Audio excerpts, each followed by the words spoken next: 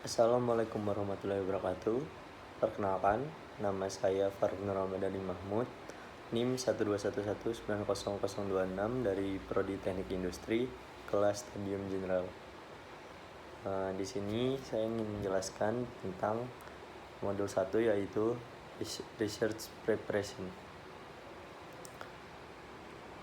Yang pertama yaitu pendanaan. Sebelum memulai menulis, kita harus mengetahui aliran pendanaan target yang akan kita buat. Berikut beberapa aliran pendanaan target. Yang pertama, baca catatan panduan khusus untuk skema tersebut. Yang kedua, skema konfirmasi sesuai untuk tahap karir Anda dan Anda memenuhi kriteria kelayakan. Yang ketiga, jika tidak yakin apakah penelitian tersebut berada dalam ruang lingkup atau skema yang sesuai dengan tahap karir Anda, jangan ragu untuk menghubungi project officer untuk skema tersebut. Yang keempat, carilah saran dari kolega, calon rekan pelamar, spesialis, dan lain-lainnya. Yang kelima, berikan waktu yang cukup. Lalu yang keenam, pahami proses penilaian dan tulis dengan mengingat hal ini. Dan yang terakhir, kumpulkan tim yang kuat dan pilih kolaborator dengan hati-hati. Lalu tahapan selanjutnya adalah kenali audiens atau pendengar. Kita perlu meyakinkan para ahli di bidangnya masing-masing, peninjau sejawat internasional, dan audiens campuran dari berbagai latar belakang ilmiah. Yang pertama yaitu, tulis ringkasan yang mudah dimengerti untuk orang awam. Jelaskan dengan baik konteks yang akan dibahas dengan mempertimbangkan pengulas internasional atau nasional.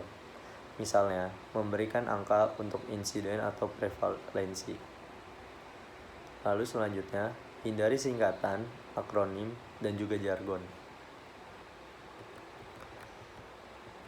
Sebelum mengumpulkan penelitian, yang pertama harus dilakukan adalah edit, koreksi, dan pastikan semua bagian sudah lengkap.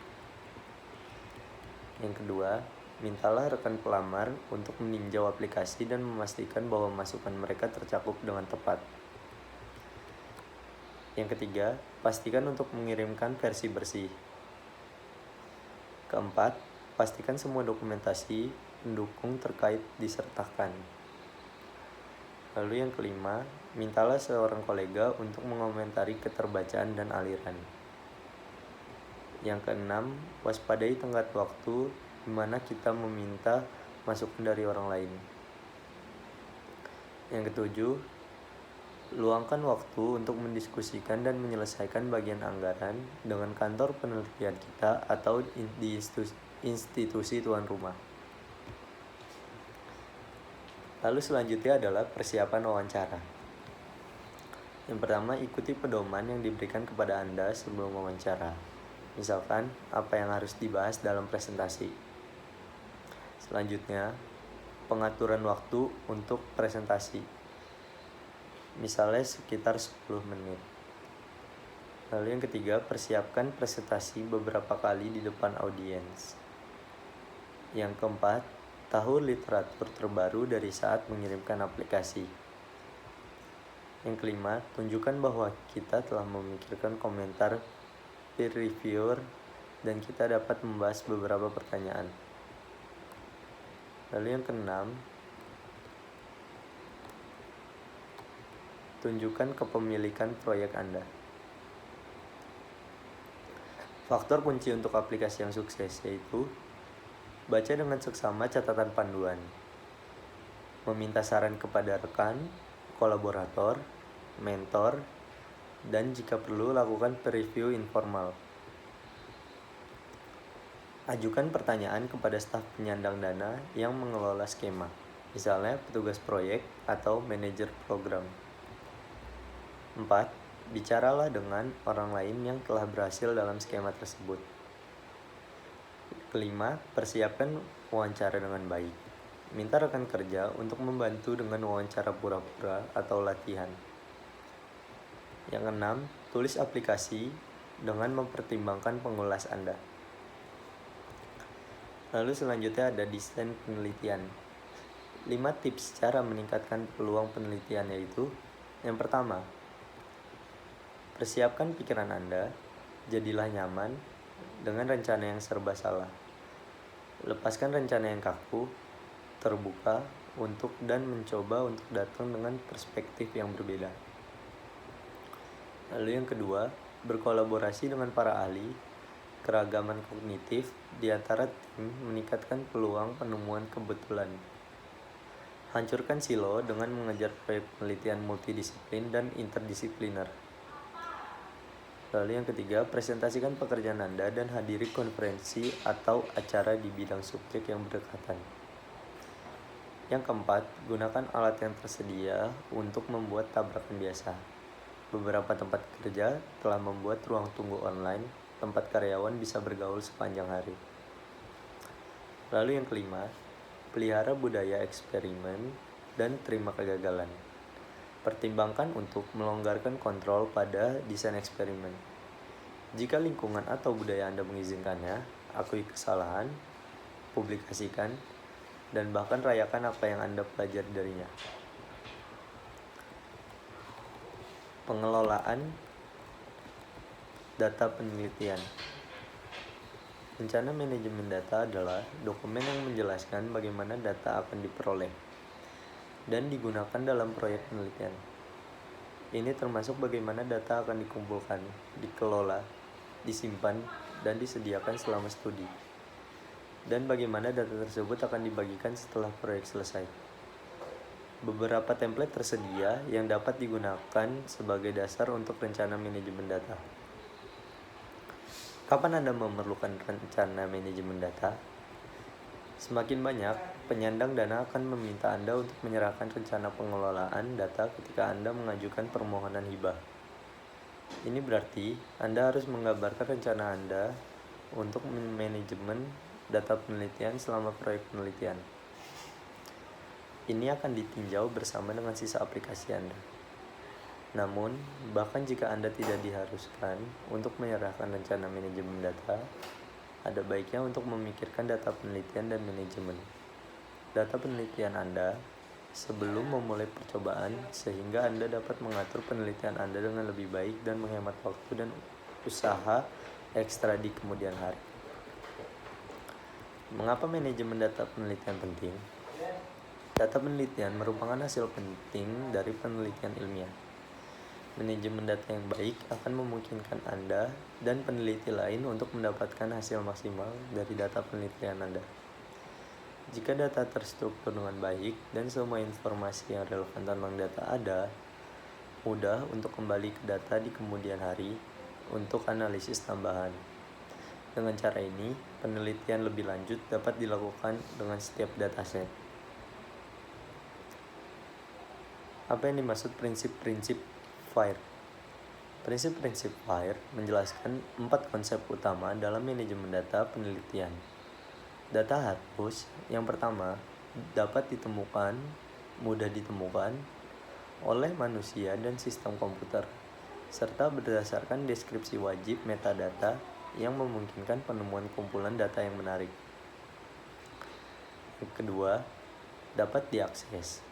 Penyimpanan jangka panjang sehingga data dapat dengan mudah diakses dan atau diunduh dengan lisensi dan kondisi akses yang terdefinisi dengan baik pada tingkat metadata atau pada tingkat konten data aktual. Yang ketiga, dapat dioperasikan untuk digabungkan dengan dataset lain oleh manusia serta sistem komputer.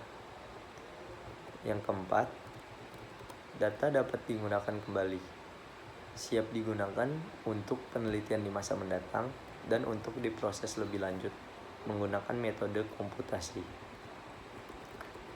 Selanjutnya ada kerjasama penelitian. Kunci keberhasilan kolaborasi akademik yaitu kerjasama penelitian. Apa yang akan kita bahas di kerjasama penelitian? Yang pertama, memahami istilah kolaborasi penelitian. Yang kedua, mengapa kolaborasi penelitian itu penting? Yang ketiga, memahami komponen kunci dari kolaborasi penelitian. 4. Bagaimana saya mengembangkan jaringan kolaboratif penelitian yang sukses, yaitu dengan pengalaman pribadi. 5. Bagaimana kolaborasi penelitian yang sukses membantu mahasiswa dan fakultas penelitian dalam mempelajari alat pengajaran baru, meningkatkan luasnya pengetahuan mereka, dan mempelajari berbagai pendekatan untuk memecahkan masalah. Yang keenam, bagaimana kolaborasi penelitian yang sukses membantu menutupi biaya pelatihan dan perjalanan selama universitas. Ruang lingkup webinar ini mencakup diskusi tentang kolaborasi penelitian ilmiah dengan tujuan yang mendasarinya untuk menerbitkan lebih banyak artikel ilmiah. Apa itu kerjasama penelitian? Dalam dunia akademis, berbagai istilah digunakan untuk merujuk pada kolaborasi penelitian, termasuk penulisan bersama, jaringan penelitian, dan kemitraan penelitian atau akademik. Ada berbagai format kolaborasi penelitian seperti dari intra ke antar departemen dan juga antar lembaga ke kolaborasi internasional.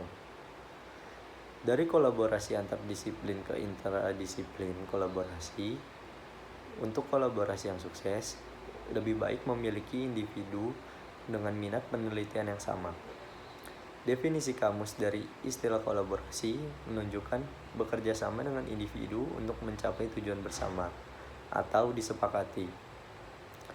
Dari definisi ini, kolaborasi penelitian dapat didefinisikan sebagai bekerja sama dengan para peneliti untuk mencapai tujuan bersama dalam menambah atau menghasilkan pengetahuan ilmiah baru. Cara berkolaborasi dalam penelitian.